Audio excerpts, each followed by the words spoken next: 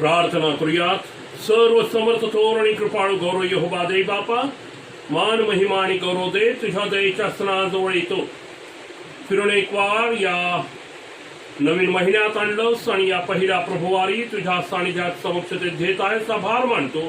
तुझ्या पवित्र वचनातून मनन चिंतन करत असता पवित्र आत्म्या तू आम्हा प्रत्येकाचा ताबा घे. तू बोल आणि आम्ही तुझी लेकरं ऐकत आहोत. देवाच्या आत्म्या तू बोल आणि आम्ही तुझी लेकरं ऐकत आहोत. येशू ख्रिस्त आमचा प्रभू याच्या द्वारे आमेन. प्रियानो, प्रभूच्या नावाला धन्यवाद देऊया, त्याची उपकार स्तुती करूया.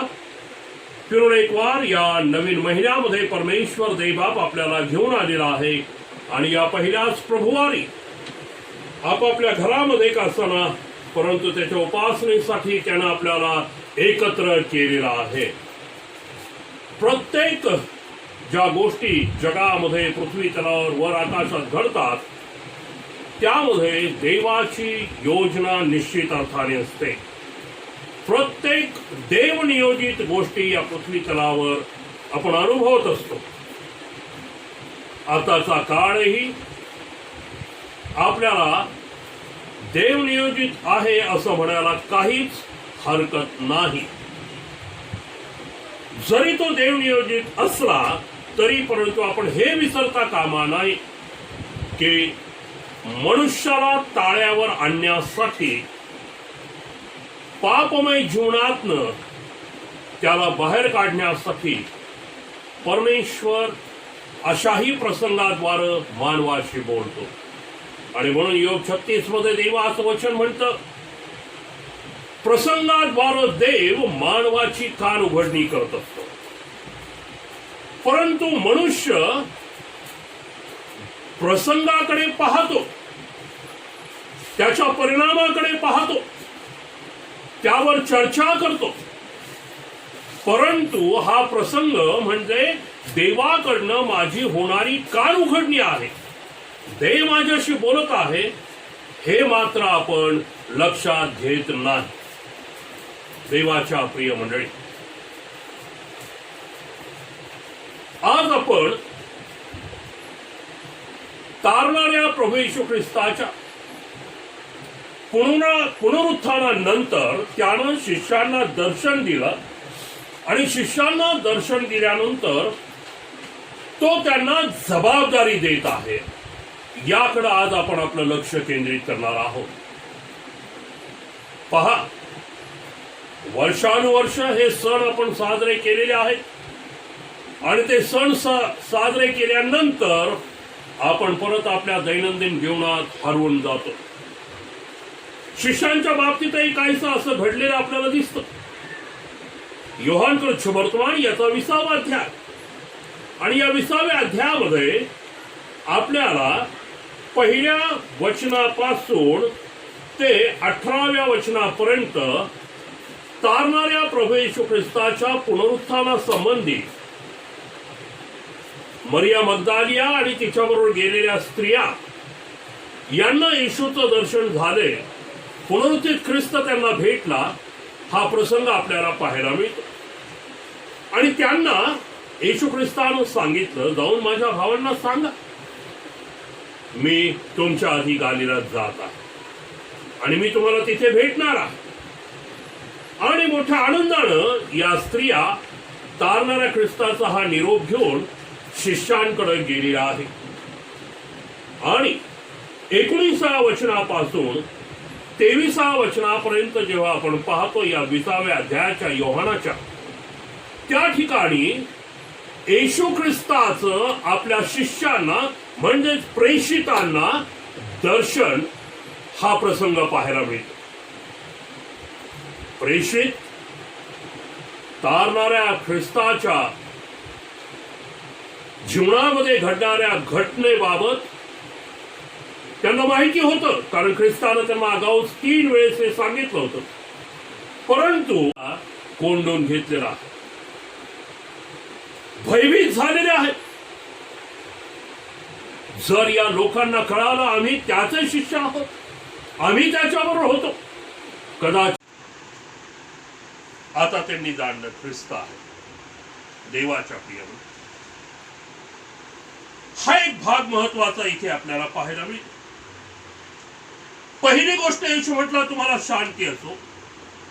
दुसरी गोष्ट येशू त्यांना म्हणत आहे जसं पित्यानं मला पाठवलं तसं मी तुम्हाला पाठवत आहे. Praise the Lord. जसं पित्यानं मला पाठवलंय तसं मी तुम्हाला पाठवत आहे. तिसरी गोष्ट येशू त्यांना म्हणाला. असे बोलून त्याने त्यांच्यावर फुंकर टाकली आणि त्यांना म्हटले पवित्र आत्म्याचा स्वीकार करा. त्याने त्यांच्यावर फुंकर घातली आणि तो त्यांना म्हणाला पवित्र आत्म्याचा स्वीकार करा. तिसरी गोष्ट. चौथी गोष्ट त्यांना तो अधिकार देता. अधिकार. ज्या कोणाच्या पापांची तुम्ही क्षमा करा त्यांची क्षमा, आणि ज्या कोणाची तुम्ही तशीच ठेवता ती तशीच ठेवलेली राहील.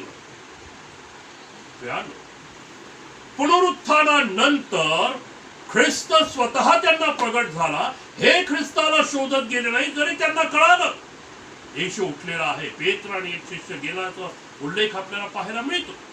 परंतु त्यांनी रिकामी कबर पाहिली.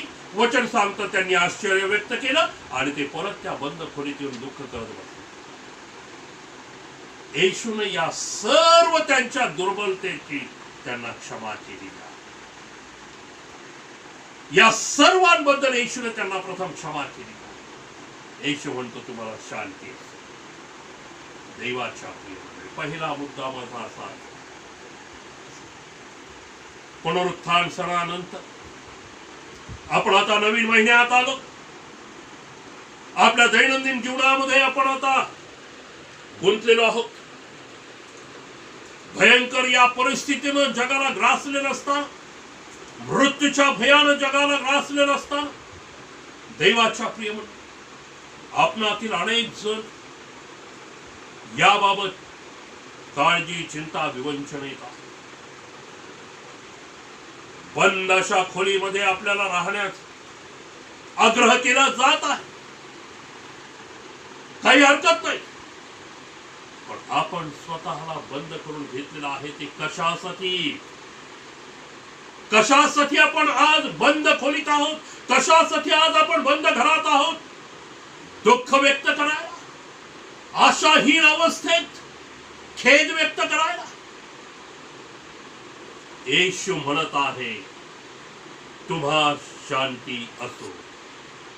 Piece be unto you. तुम्हा शांती असो.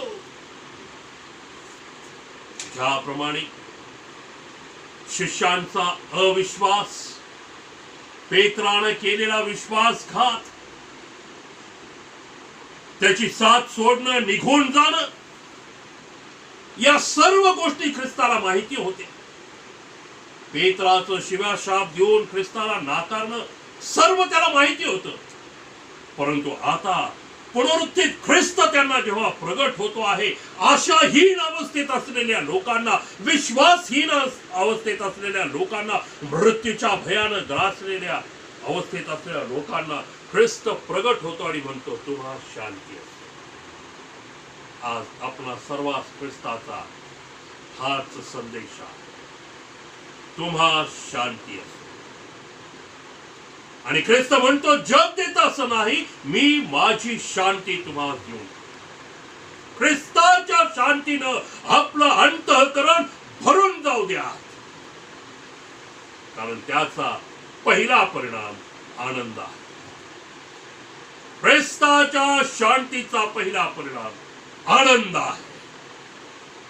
दुसरा परिणाम आरोग्य आहे. तिसरा परिणाम गौरवी आशा. चौथा परिणाम आशीर्वादांची रेलचेल आहे.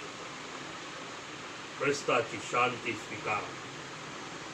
ख्रिस्त आपल्या दुर्बलतेकडे पाहत नाही, आपल्या दुरावस्थेकडे पाहत नाही. आता तो पुनरुत्थित होऊन आलेला आहे. पुनरुत्थानानंतरही तो शिष्यांना त्यांच्या दुर्गुणांबद्दल सांगत नाही. तुम्ही माझा विश्वासघात का केला असं म्हणत नाही. पेत्रा तुम्हाला शब्द देऊन 3 वेळेस शिव्या देऊन का नाकारला असा दोषारोप ठेवत नाही. तो म्हणत आहे पीस बी तुम्हाला शांती असो. काल आज युगानुयुग तुमचा आणि माझा तारणारा सारखाच आहे. ख्रिस्त सारखाच आहे. तो म्हणत आहे तुम्हा शांती असो. ख्रिस्ताची शांती आपण आपल्या जीवनात स्वीकार विश्वास ठेवूयात. ख्रिस्त माझा तारणारा, ख्रिस्त माझा उद्धारक आहे. माझा ख्रिस्त मृत्युंजय आहे. मला भयाचं कारण नाही, मला घाबरण्याचं कारण नाही. मी आशाहीन नाही, मी दिशाहीन नाही, मी विश्वासहीन नाही. मी विश्वासू आणि सामर्थ्यशाली जीवन जगणारा असा होणार आहे. कारण ख्रिस्ताची शांती माझ्यावर. ख्रिस्त म्हणत आहे पित्याने जसं मला पाठवलं तसं मी तुम्हाला पाठवत आहे. शिष्यांसंगती हा संवाद येशूचा झाला. त्यानंतर येशूनं थोमाला दर्शन दिलं. जो थोमा म्हणाला होता मी काय म्हणाला होता. त्याच्या हातात जेथे खिळे ठोकले, कुशीत जेथे भाला भोसकला गेला ते पाहिल्याशिवाय विश्वास ठेवणार नाही. येशूनं थोमाला तीही संधी थोमाला दिली. थोमा, माझे हात पहा, माझी कूस पहा. आता मात्र थोमा खात्री करत नाही. जरी तो म्हणाला मी ते केल्याशिवाय विश्वास ठेवणार नाही, पण आता जेव्हा प्रभू म्हणतो थोमा कर खात्री, हे माझे विंधिलेले हात बघ, हे माझी कूस पहा. थोमा खात्री करत नाही. त्याच्या मुखातून शब्द निघत आहे. काय शब्द आहे? माझा प्रभू माझा दैव, माझा प्रभू माझा दैव. आणि त्यानंतर मग आपण 21व्या अध्यायामध्ये जेव्हा येतो त्यावेळेस तिथे काय चित्र दिसतं पहा. 21व्या अध्यायामध्ये त्यानंतर तिबिरियाच्या समुद्राजवळ येशू शिष्यांना पुन्हा प्रगट झाला आणि तो ह्या प्रकारे प्रगट झाला. शिमोन पेत्र, दुदुम म्हटलेला थोमा, गालिलातील काना येथील नतनेल, जब्देचे मुलगे व त्याच्या शिष्यांपैकी दुसरे 2 जण एकत्र जमले असता शिमोन पेत्र त्यांना म्हणाला मी मासे धरायला जातो. ते त्याला म्हणाले आम्ही पण तुझ्या बरोबर आहे. पहा, पुनरुत्थित ख्रिस्त काय म्हणत आहे? शांती घ्या. पित्याने मला पाठवलंय तसं मी तुम्हाला पाठवतो. ज्यांच्या पापांची तुम्ही क्षमा कराल ती क्षमा होईल. ज्यांच्या पापांची क्षमा ठेवाल ती राहील. आता या कुठल्याच गोष्टी त्यांच्या लक्षात नाही. कुठं निघाले? पेत्र म्हणतो मी मासे धरायला. मासे धरत असतानाच ज्यांना ख्रिस्तानं पाचारण केल्याने म्हटलं माझ्या मागे या, मी माणसे धरणार तुम्हाला करणार आहे. आता शिष्य पुनरुत्थित ख्रिस्ताचं दर्शन झाल्यानंतर, त्याच्याशी संवाद साधल्यानंतर, त्याचं म्हणणं ऐकून घेतल्यानंतर परत कुठं निघालेत? आम्ही मासे धरायला जातो. पूर्वाश्रमीच्या जीवनाकडे म्हणजे परत जगाकडे चाललेल्या, मासे धरण्याचा यत्न केला, मासे मिळाले नाही. ख्रिस्तानं दर्शन दिलं आणि ख्रिस्ताच्या सांगण्याप्रमाणे जेव्हा त्यांनी जाळं टाकलं त्यांना माशांचा मोठा घोळका मिळाला. ख्रिस्ताला ओळखू शकले नव्हते, परंतु नंतर ख्रिस्ताला त्यांनी ओळखलं आणि मग देवाच्या प्रियमध्ये आपल्याला प्रेषित 1 मध्ये ख्रिस्ताच्या स्वर्गारोहणाच्या दृश्यामध्ये 2 गोष्टी महत्वाच्या पाहायला मिळतात. ख्रिस्त त्यांना परत सांगतो. काय सांगतो? पहिला अध्याय प्रेषितांची कृत्ये याचा पहिला अध्याय आणि 4थं वचन. तो व ते एकत्र जमले असताना त्याने त्यांना आज्ञा केली यरूशलेम सोडून जाऊ नका, तर पित्याने देऊ केलेल्या ज्या देणगीविषयी तुम्ही माझ्याकडून ऐकले आहे तिची वाट पहा. 8वं वचन. परंतु पवित्र आत्मा तुमच्यावर येईल तेव्हा तुम्हाला सामर्थ्य प्राप्त होईल आणि यरूशलेम सर्व यहुदियात शमरणात व पृथ्वीच्या शेवटापर्यंत तुम्ही माझे साक्षी व्हा. दोन गोष्टी या ठिकाणी आपल्याला पाहायला मिळते. पित्यानं देव केलेली देणगी म्हणजे 8व्या वचनाप्रमाणे पवित्र आत्मा. आता कदाचित आपण म्हणाल 20व्या अध्यायामध्ये येशू म्हणाला पवित्र आत्मा घ्या आणि त्याने त्यांच्यावर फुंकर घातली. होय, त्यानं फुंकर घातली, घ्या म्हटला, परंतु त्यांना तोपर्यंत पवित्र आत्मा मिळालेला नव्हता. ख्रिस्त म्हणतो आहे वाट पहा, आता त्याचं स्वर्गारोहण होत आहे. आता पित्यानं जसं मला पाठवलं तसं मी तुम्हाला जगात पाठवत आहे. ही जबाबदारी काय आहे ती पार पाडण्याकरता त्यांना आता सिद्ध व्हायचं आहे. आणि ते सिद्ध होण्याकरता प्रियांनो, संपूर्ण या 3-3.5 वर्षाच्या कारकिर्दीत शिष्य येशू बरोबर राहिले.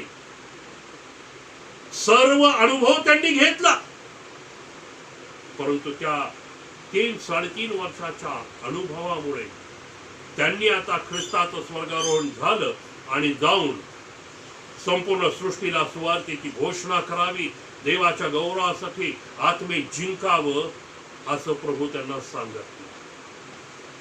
3-3.5 वर्ष राहिला खरं, परंतु पित्याच्या इच्छेप्रमाणे आता तुम्हाला काम करायचं आहे. देवाच्या गौरवासाठी आत्मे जिंकायचे आहे आणि त्यासाठी तुम्हाला अभिषेकाची गरज आहे, पवित्र आत्म्याची. आणि म्हणून ख्रिस्त म्हणतो त्या देणगीची वाट पहा. आणि मग आपण प्रेषित 2 मध्ये येतो. तिथे पवित्र आत्म्याचा अभिषेक बंद खोलीमध्ये हे शिष्य प्रार्थना करत असताना यांना तो अभिषेक प्राप्त होतो. आणि हा अभिषेक जेव्हा त्यांना प्राप्त होतो, प्रियांनो, त्यांच्यामध्ये आमूलाग्र बदल होतो. जे शिष्य भयग्रस्त जीवन जगत होते ख्रिस्ताच्या मृत्यूनंतर, आशाहीन जीवन जगत होते ख्रिस्ताच्या मृत्यूनंतर, विश्वासहीन जीवन जगत होते ख्रिस्ताच्या मृत्यूनंतर, आता ख्रिस्ताच्या स्वर्गारोहणानंतर प्रार्थनेमध्ये एकत्र आलेले आहेत, उपवासामध्ये एकत्र आलेले आहेत आणि 50व्या दिवशी पवित्र आत्म्याच्या सामर्थ्यानं आता ते भरून गेलेले आहेत आणि आता ते अंतर्बाह्य बदललेले आहेत. आता आशाहीन नाही, आता भयग्रस्त नाही, आता दुःखी नाही, आता विश्वासहीन नाही, तर आता सामर्थ्याने युक्त झालेले आहेत. आणि सामर्थ्याने युक्त होऊन आता ते बाहेर आलेले आहेत आणि ते बोलू लागलेले आहेत. पेत्र त्यांचं नेतृत्व करू लागलेलं आहे.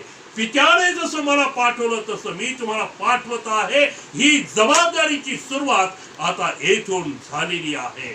आणि ही सुरुवात झालेली असताना पवित्र आत्म्याच्या अभिषेकानं त्यांना भरलं, सामर्थ्याने युक्त झाले. आता पेत्र धाडसानं त्यांना सांगू लागला. काय सांगितलं पेत्रानं? अनेक गोष्टी सांगितल्या, परंतु एकच वचन मी आपल्या पुढे वाचतो आणि ते वचन काय आहे? प्रेषित 2:23. तो म्हणजे ख्रिस्त देवाच्या ठाम संकल्पानुसार, पूर्व ज्ञानानुसार तुमच्या स्वाधीन झाल्यावर तुम्ही त्याला अधर्म्यांच्या हातांनी वधस्तंभावर खिळून मारले, त्याला देवानं मरणाच्या वेदनेपासून मुक्त केले. तुम्ही मारलं. आणि वचन सांगतं की पेत्र हे बोलत असताना पृथ्वी तलावर राहणाऱ्या अनेक भाषा बोलणारे लोक त्या ठिकाणी ते ऐकत होते. अनेक भाषा बोलणारे लोक हे सत्य ऐकत होते. पहा, त्यावेळेस आकाशाखालच्या प्रत्येक राष्ट्रातील भक्तिमान यहुदी यरूशलेमेत राहत होते. 5वं वचन 2:5. आणि ते सर्व ऐकत होते. आणि जेव्हा त्यांनी हे सत्य ऐकलं, त्याचा परिणाम काय झाला? 37वं वचन. हे ऐकून त्यांच्या अंतःकरणाला चुटपुट लागली आणि ते पेत्र व इतर प्रेषित यांना म्हणाले, बंधुजन हो, आता आम्ही काय ऐकलं? ख्रिस्त देवाच्या ठाम संकल्पानुसार तुमच्या स्वाधीन झाला, पण तुम्ही अधर्म्यांच्या हाताने धरून त्याला मारून टाकलं. पण देवानं त्याला उठवलं या सत्याचा त्यांच्या थेट अंतःकरणावर परिणाम झाला. अंतःकरणाला चुटपुट लागली म्हणजे कठीण अंतःकरण आता मांसमय झालेलं आहे. कठीण हृदय आता मांसमय झालेलं आहे. आणि आता त्या अंतःकरणाला ही चुटपुट लागली. आम्ही काय करणं गरजेचं आहे? आता सत्य समजलेला. पेत्रानं त्यांना 3 गोष्टी सांगितल्या. पेत्र त्यांना म्हणाला, पश्चाताप करा, तुमच्या पापांची क्षमा व्हावी म्हणून येशूच्या नावामध्ये बाप्तिस्मा घ्या, म्हणजे तुम्हाला पवित्र आत्मा मिळेल. पश्चाताप करा, ख्रिस्ताच्या नावात बाप्तिस्मा घ्या, पवित्र आत्म्याचा अभिषेक प्राप्त होईल. देवाच्या शिष्यांनी त्यांचं कार्य क्षणापर्यंत यशस्वीरित्या पवित्र आत्म्याच्या सामर्थ्यानं पूर्ण केलं. प्रत्येक जण ख्रिस्ता करता आत्मे जिंकत असता रक्त साक्षी. आजही ते काम पृथ्वीवर थांबलेलं नाही. आजही स्वार्था प्रसार चालू आहे. आत्मे जिंकण्याचं कार्य चालू आहे. प्रश्न हा आहे, या कार्यामध्ये आपण कुठे आहोत? ह्या कार्यामध्ये आपण कुठे आहोत? आज आपण सर्वजण बंद खोलीत आहोत. कोरोनाच्या भयानं आहोत, या व्हायरसच्या भयानं आहोत. परंतु मी असं म्हणेन, देवानं आपल्याला ही एक महान संधी दिली. महान संधी दिली. बंद खोलीमध्ये फक्त स्वतःचा जीव वाचवण्यासाठी आपल्याला बंद केलेलं नाही. देवाच्या बंद खोलीमध्ये आज आपण यासाठी आणले गेलेलो आहोत. ख्रिस्त म्हणत आहे, जसं पित्यानं मला पाठवलं तसं मी तुम्हाला पाठवत आहे. या बंद खोलीमध्ये गुडघ्यावर या, उपवास करा, अश्रू ढळून पश्चातापाची प्रार्थना करा, पवित्र आत्म्याच्या अभिषेकासाठी पित्याला विनंती करा. आणि त्या अभिषेकानं जेव्हा तो आपल्याला भरेल, या बंद खोलीतून जेव्हा आपण परत बाहेर येऊ, त्यावेळेस आपण शिष्यांप्रमाणे बदललेले, सामर्थ्यानं भरलेलं जीवन असेल. आपल्या वैयक्तिक जीवनातनं मरणाचं भय जाईल. आपल्या वैयक्तिक जीवनातनं अश्रू नाहीसे होतील. आपल्या वैयक्तिक जीवनातनं दुःख नाहीसं होईल. आणि आपल्याद्वारे देव इतरांच्या जीवनातनं मृत्यूचं भय नाहीसं करू इच्छित आहे. दुःख नाहीसं करू इच्छित आहे. अविश्वास नाहीसा करू इच्छित आहे. तयार आहोत प्रियानो. बंद खोलीमध्ये यासाठी देवानं आपल्याला आणलेला आहे की आपल्याला तो त्याच्या आत्मिक सामर्थ्यानं भरू इच्छित आहे. जसं त्यावेळेस शिष्य यहुद्यांच्या भीतीनं बंद खोलीत गेले, आज दुर्दैवानं संपूर्ण जग आणि जगातील आपणही या मृत्यूच्या भयानं किंवा मृत्यूपासून स्वतःला राखण्याकरता आज बंद खोलीत आहोत. मी म्हणे, देवानं आपल्याला बंद खोलीत आणलेला आहे. कशासाठी? आज आपल्याला पुढे करून तो या सर्व लोकांच्या जीवनातनं मरणाचं भय कायमचं नाहीसं करणार. होय, मृत्यूचं भय कायमचं नाहीसं करणार आहे. मृत्यूचा अधिपती सैतान याला त्यानं पराभूत केलेला आहे. लोकांना हे पटवून द्यायचं आहे. यासाठी आपणही बंद खोलीत आहोत आणि ख्रिस्त आपल्याला आठवण करून देत आहे, जसं पित्यानं मला पाठवलेलं आहे तसं मी तुम्हाला पाठवत आहे. दानियेलाच्या पुस्तकामध्ये 11व्या अध्यायाच्या 32व्या वचनात काय म्हटलंय? जे करारा संबंधाने दुष्ट वर्तन करतात त्यास तो फूस लावून भ्रष्ट करेल. पण जे लोक आपल्या देवाला ओळखतात ते बलवान होऊन थोर कृत्य करणार आहे. जे लोक आपल्या देवाला ओळखतात, यहोवाला ओळखतात, ख्रिस्ताला ओळखतात, पवित्र आत्म्याच्या अभिषेकानं भरलेलं जीवन जगतात, ते महत्कृत्य करणार आहेत. ही देवाची साक्षात आज स्वतःला सिद्ध करा. बंद खोलीमध्ये बसून कधी हे संपेल, कधी हे आटोक्यात येईल, देव कधी प्रार्थनेचं उत्तर देईल, देव कधी परिस्थिती बदलेल, या गोष्टींवर चर्चा करत बसून काळजी चिंतेनं ग्रस्त होऊ नका. बंद खोलीमध्ये गुडघ्यावर या, बंद खोलीमध्ये अश्रू ढाळून पश्चातापाची प्रार्थना करा. बंद खोलीमध्ये आपली पातके पदरी घ्या. बंद खोलीमध्ये पवित्र आत्म्याच्या अभिषेकाची याचना करा. आणि जसं हे शिष्य देवाच्या प्रिय मंडळी त्या बंद खोलीतून जेव्हा बाहेर आले तेव्हा सामर्थ्यानं भरलेले होते. आणि काय साक्ष त्यांची, हे लोक निरक्षर व अडाणी आहेत खरे, पण हे येशूच्या सहवासात होता, सामर्थ्यानं भरलेले लोक आहेत, जगाची उलथापालट करणारे लोक आहेत. देवाच्या प्रिय मंडळी, आज आपल्याला जगात उलथापालट करायची आहे, आपल्या शहरात उलथापालट करायची आहे, आपल्या जिल्ह्यात उलथापालट करायची आहे, आपल्या सोसायटीमध्ये उलथापालट करायची आहे. पवित्र आत्म्याच्या सामर्थ्याने सिद्ध होणार आहात. आणि जर तयार आहात तर आत्ताच गुडघ्यावर घ्या आणि प्रभूला हे देवा वचपात्यावर प्रार्थना. पित्या परमेश्वर आभार पण या वचनांद्वारा माझी बोल, ऐकणारे कान, समजणारं मन आणि त्याप्रमाणे वागणारा अंतःकरण द्यावं अशी प्रार्थना येशू ख्रिस्तांचा प्रभू याच्याद्वारे करतो म्हणून ऐक पित्या. आमेन. सर्व समर्थ देव पिता पुत्र पवित्र आत्म्याचा आशीर्वाद आता आणि सदा सर्व काळ आम्हा सर्वांसह वस्ती करो. आमेन. थँक्यू.